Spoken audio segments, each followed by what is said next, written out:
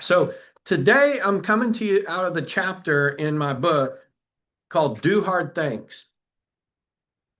Okay. Doing hard things is the most efficient and effective way to improve. I think most people are too hard on themselves and beat themselves up saying things like, I have a problem with self-discipline. Like they think or I can't bring myself to practice self-discipline. Is that you? Then I hope this chapter will bring you to the realization that you do not, in fact, have a discipline problem. Okay. You don't, it's just like working out or losing weight, getting to that ideal fitness that you want to get to. That takes discipline. How many of you guys know? Okay, if in your mind you pictured this is what I want my body to look like, and I'm going to work out and I'm going to exercise. How many of you guys know that's going to take some discipline to get to that ideal health? How many people know that? It's going to take discipline. Okay. To make money here and build an organization, it's going to take discipline. And so here's what happens. People beat themselves up and they think, I just don't have enough discipline to do this. I've got to be more disciplined. And so they think they're going to just, just grunt it out. And I can just do this, like will themselves to do it. Let me tell you something that never, ever works.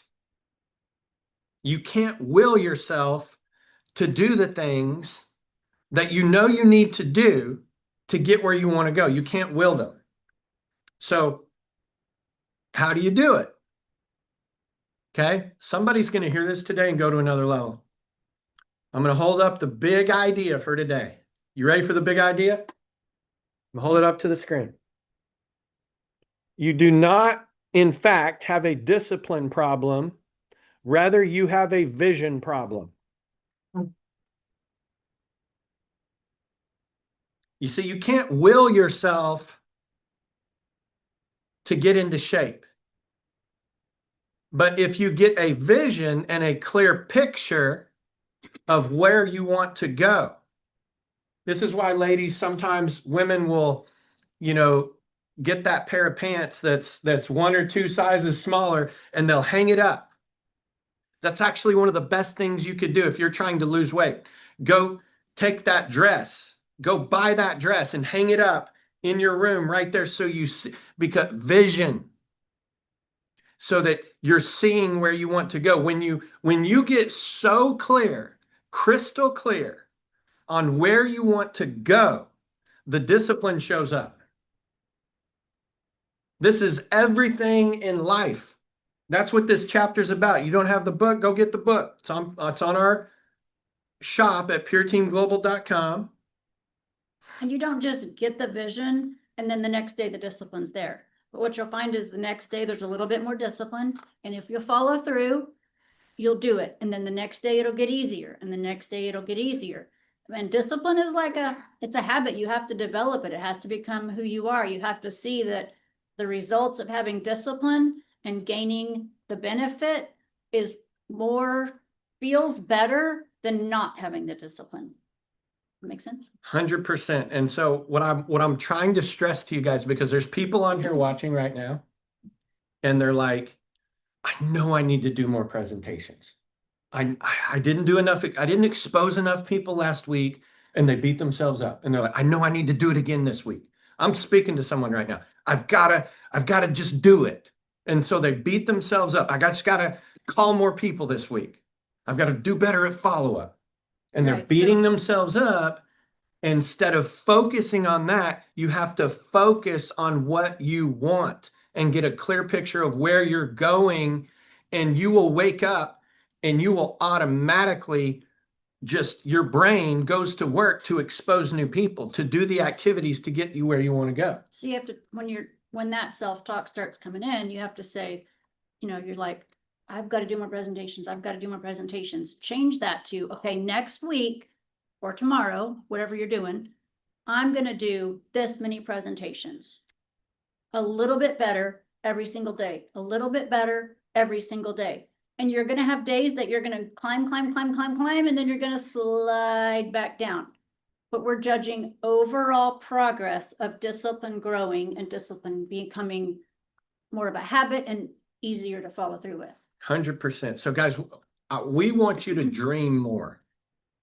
And we have a lot of people that are a part of Live Pure that are in their 30s and 40s and 50s and 60s. And we have people on here in their 70s, right? A lot of people that you're not 20 years old anymore. And so what happens? Every decade that passes, it becomes harder and harder to dream. And if you're going to win, you've got to get a dream. And guys, I'm not just talking about, this applies to everything in life. And you know, my older brother did a post about this, about psychology the other day, that what we're telling you is now starting to be proven in science by psychologists. Where psychology used to, for 100 years, what they've believed is that your current state of mind was based on your past, of the mind being a record of the past. Okay? That's what they believed, that you are where you are, who you are, your state of mind and your consciousness because of your past and all the things you've done, all the things that have happened to you, good, bad, all of that.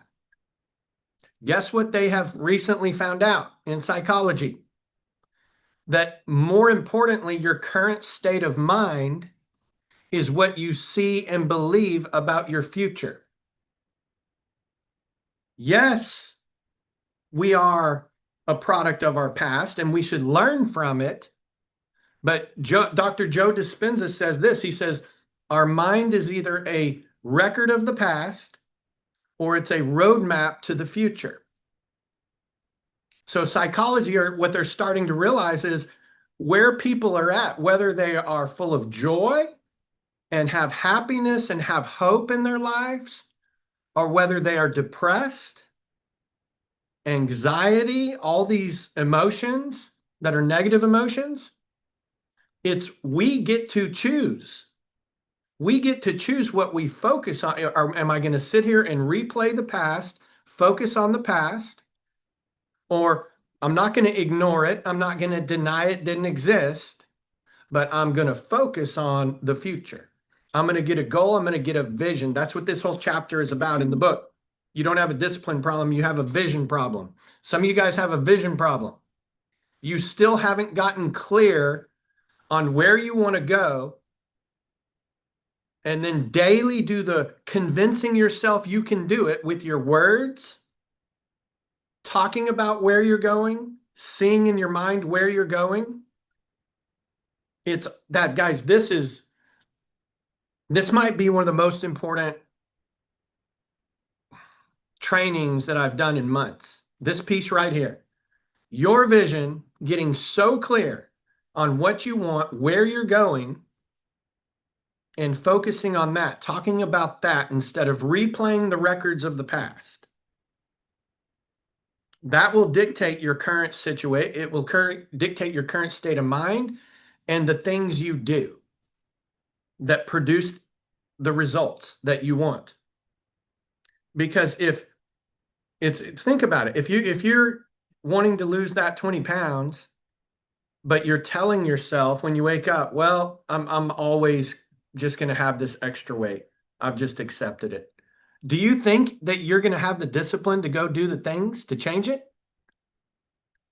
No. You've got to get a vision. So it's the same thing with this business. And I'll say this, you probably heard of Helen Keller, who lost her sight and hearing at a very young age. She went on to lead an incredible life despite being blind and deaf, which I can't even imagine being both, for the vast majority of it. She was famously quoted as saying, the only thing worse than being blind is having sight but no vision. You have to see it before you can have it. So guys, what is your vision? Do you have a vision? Do you have a dream? Do you have a goal? Would you say like your why or your reason and purpose? Yes. Heather and I, we used to always call it your why, your WHY, your Why are you reason, here? your purpose. When you saw Pure and you decided you were gonna do this, what was it in your life that you were like, this could be the solution to that? Probably what's happened now is you're focusing more on how difficult Pure is rather than how uncomfortable your reason and purpose for starting in the beginning was. And so you've lost track of your vision. You've got to keep your vision in front of you and remember how much you dislike that to push through learning new things and growing in discipline and growing in those things. You have to focus, focus, focus on why you're here, what your reason and purpose is, and what your why is. For us, years ago in our first company, I wanted to be a stay-at-home mom. And so we had to make this work. And, you know, when we found Pure, we had a business that was failing. We had employees we had to pay. We had actually the company that used to write us checks, because of the economy, so many people were not paying their cell phone bills that they were taking money out of our check to make those payments. And so we had to be crystal clear on, we need this to work, to live, and to pay off all this debt, so we're not slave to someone else. So I'm gonna leave you with this. This comes from the book right here. And Heather, we had it written down, right? Stay-at-home mom. We had written down.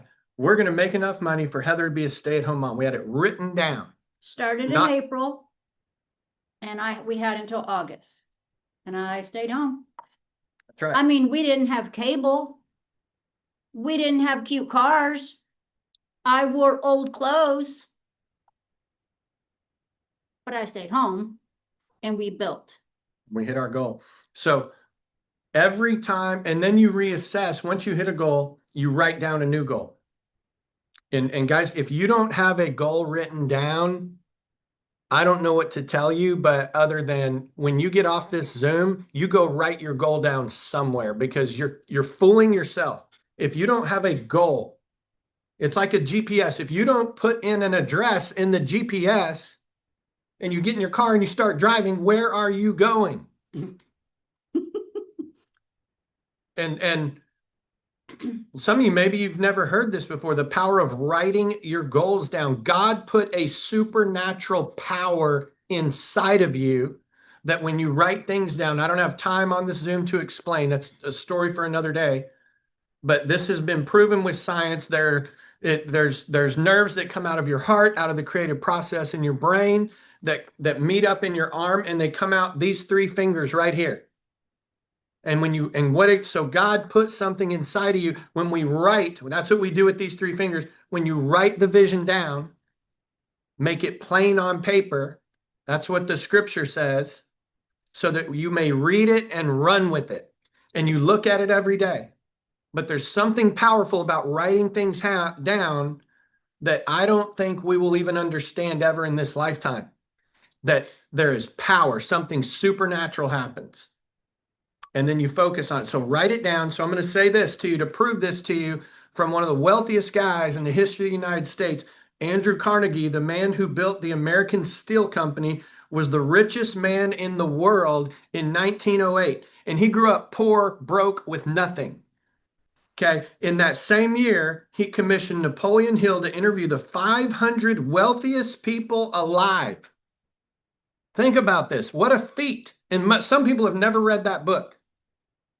And he commissioned Napoleon Hill to interview the 500 wealthiest people alive. And he interviewed all of them. Andrew Carnegie, the richest man in the world, set up the meetings for him. With the technology of travel available at the time, the project took over 20 years to complete. So think about this, guys. This happened. If Elon Musk hired a guy to write a book today, because he's the richest guy in the world, and he said, I'm going to set up meetings with the 500 wealthiest people in the world, they could probably get it done within 6 months with travel today. It took 20 years. The result was the book, Think and Grow Rich. When Hill had finally interviewed his last subject, he came back and said there were obviously many different principles he had learned, and he put them all in the book. However, he said that the one common denominator, you want to know what the one common denominator is of the 500 wealthiest people in the world at that time? One common denominator among all 500 millionaires was that they had all clearly written down their goals. Every single participant in this vast survey had clearly defined, transcribed goals on paper. Can I add to that? Yes. So what I would suggest and what I think was really helpful for us, because when we, when we wrote down that goal, when Cooper was a baby, to do that, in order to do that, Jared was still, he was going to school full time and he was working. So for me to stay at home and him to now add something else onto the plate, that meant time away from me and Cooper.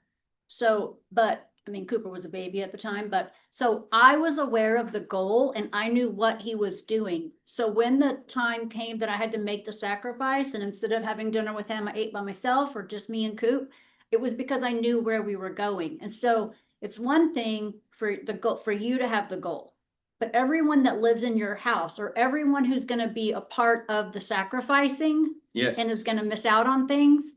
I'm just going to be honest. If you are like, I want to do this at the highest level, blah, blah, blah, but I'm not missing anything for my kids. I'm not missing my show. I can't miss this. You're not, because that's the whole point, is if you really want this, there's some things you're going to have to give up. Now, a lot of times when I say miss, I was at all the things for the boys, but Jared couldn't always be. And I don't love that, but now my kids could go to college wherever they want. We've had anything that they've needed to do, we've been able to help them do. And, when Kanan hurt his back last year in track and needed to go to a specialist, it wasn't even an issue. Like we don't, and I'm not saying that to brag or boast. I'm just saying it puts your family in a whole different situation when your son wants to be in the Olympics. And so you go to watch him run, he gets a stress fracture in his spine. Well, if we had a regular JOB, we could have just left him there with the trainers to try to figure it out. Well, the trainers don't think bulging discs are a problem. So they were just like, you'll be fine in 6 months. We went to a specialist, he's healing. We were able to make choices. 2 days that were better for after he him. was hurt, we were on a plane to Los Angeles to one of the top back specialists in the world that works on athletes. And I don't think people, all I know, like you don't even know that those kinds of things are possible because maybe no one around you is doing them, but they are possible. And, my stepfather passed away about 2.5 years ago. And like circumstantially, yes, that's been very difficult for my mom. She's very heartbroken. She's lonely, all of those things. But the things that needed to happen for her, there's no will, there's no nothing. Like he's just gone and she's 76.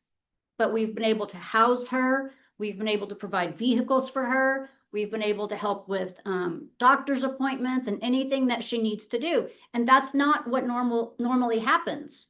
And those things are going to happen to all of us. People are going to die and you're going to have family members that you need to take care of. And it's a struggle.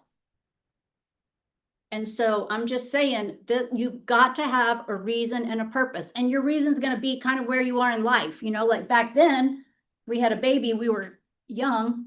And so it was focused on that, but now it's different. Now it's like, we want, we just moved and did all this stuff to get Creed in a school, but we couldn't do that if we didn't have this vision. Like if we didn't do what we did in Pure and we didn't take the steps to grow, when we started finding out that Creed had problems in school and he needed some special services, leaving him in public school, I hope I don't offend, well, actually, I don't even care if I offend you. Because I know what it's like. I've seen it, I've been there, I'm living it, and it is not fun. But if we didn't have the ability to move 2 kids into an apartment, move me and Jared and Creed into a littler house so we could get him close to his school, to get him what he needs to propel him and give him the most successful future. If we hadn't learned these things in Pure and we hadn't built Pure, Creed would be in special ed all day long, not thriving, not doing well, and his future would be bleak. And because we have done this, we are able to do things that most people can't do. And I'm not bragging. I just want you to understand anything really is possible, but you got to work and you got to want it, and you got to give up things that you think are important for things that are really important.